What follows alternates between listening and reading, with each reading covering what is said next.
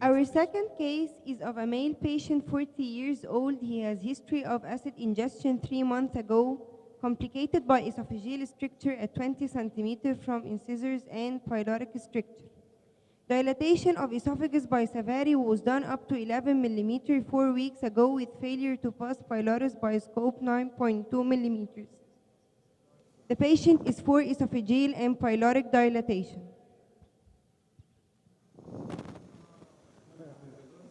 Hi, good morning, everybody. Hello. Good morning. Can you hear us? So I'm here with Mariana and Iman. So we're gonna do this case here of this esophageal stricture. So it's a bit of a sad story, obviously, an accidental intake of acid. And this is what we found. It's really a pinpoint, a pinhole stricture. So it's no way you can pass this with the endoscope. So the first thing is here. That Professor Raff, the length of the stricture. Yes. can you hear me? Yes, perfectly. Okay, that's very good. So you have two strictures now. And is that common for Yeah. caustic ingestion, that you have a high up esophageal stricture and then normal afterwards and then the pyloric stricture? Have you seen the cases like this before? To be honest, usually you see multiple strictures at the level of the esophagus, but to have strictures in the esophagus and also in the pylorus, that can happen, especially with acid intake. The only question is, what do we need to treat? So we were discussing this before off air, and my suggestion would be to go ahead with the dilatation of this stricture, because at this stage, this is obviously the thing that is most impairing the food intake. And probably most symptomatic. The main issue with strictures is that you need to treat the patient's symptoms and not the endoscopist's ability to pass any organ, right? So sometimes we have patients with strictures after ESD where you cannot pass with the scope, but they can eat perfectly well without any dysphagia or hardly any dysphagia, so patients can adapt. So that is the bottom line here. So we start with this stricture, and hopefully we can have a look at the second stricture and see what it looks like. But symptomatically, I would wait for that to see how the symptoms improve after dilatation of this. So the first thing is that you need to assess the length of the stricture, in particular in this case after a caustic ingestion, and that was done by the X-ray swallow that actually showed a short stricture.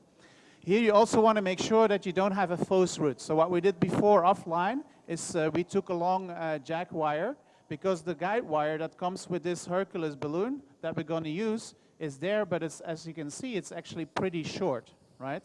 So you're not sure if you end up in the right direction. So we put in a jack wire before to see if we can really end up in the stomach, and we check that fluoroscopically so that you can really see that we were in the stomach. So then we know there is no resistance, and then we go ahead. So we're going to start also picking the balloon.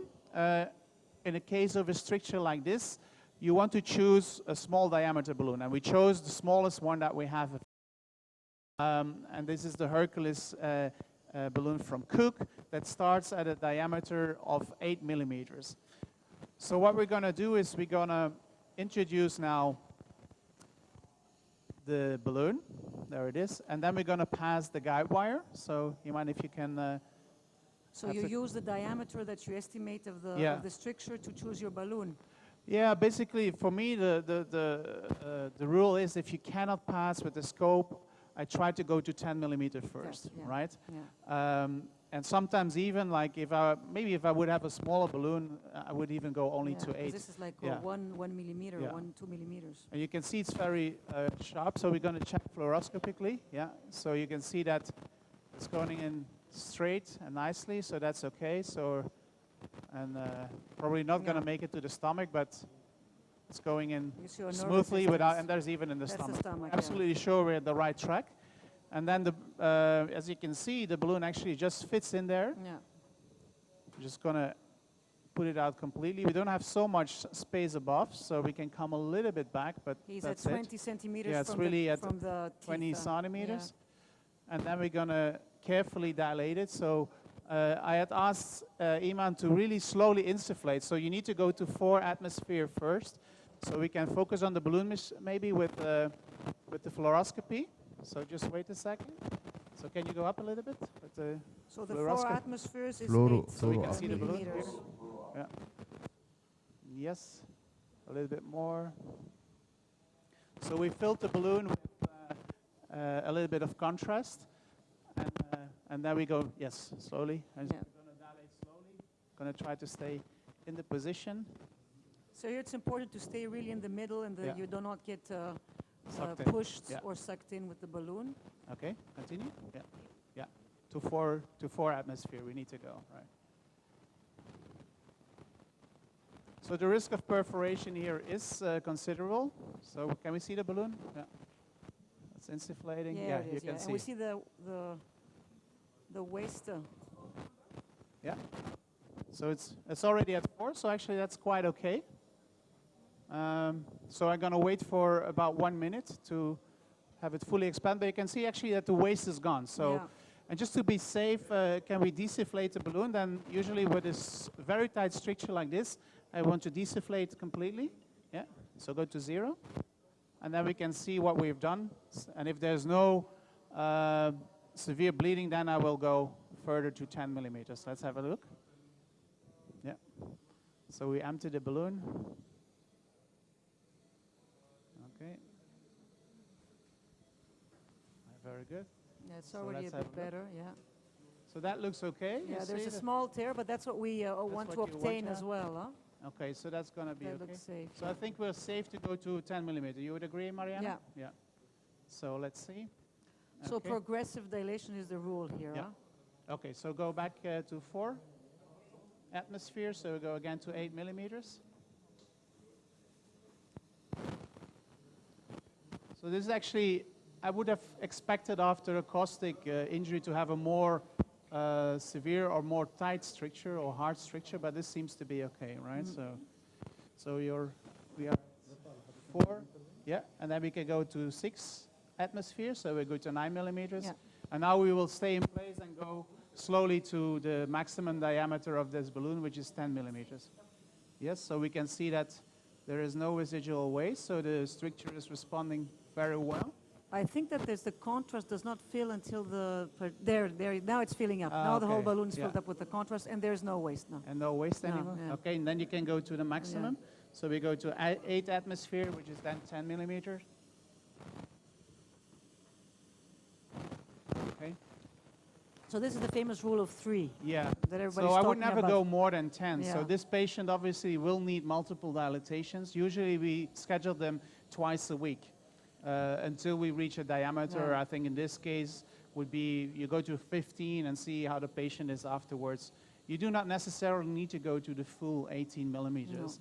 But obviously if the pyloric stricture needs treatments, then you need to have a sufficient dilatation of the upper stricture here as well. Okay, let's desufflate the balloon and then we're going to check what it looks like. And what you can also see if you're stable in your manometer. Yeah.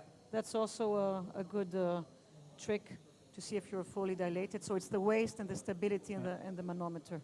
And obviously, again, having a good sedation for the patient is really crucial. And you Yeah. cannot do this. Yeah. I mean, you could do it under deep sedation probably, but here they chose to intubate the patient, have a full anesthesia. But we didn't see any wasting here. Did you see any wasting when you were inflating the balloon? Well, it must have been there because it was very tight, but I think the stricture itself was not so hard. Yeah. So It which was, is- you see yeah. it's opened nicely. So in this So now case, we do you gotta- still follow the rule of 3, although you didn't see any wasting Yes. on Yes. the 8 millimeter and the 10 millimeter? Yes, I think that's better. You see, it's Yeah. like, I mean, we do have time with this. So the last thing you want is to cause a perforation in a benign stricture. And actually, I'm not sure if I will be able to pass No, now. probably not. Not, It's, not yet.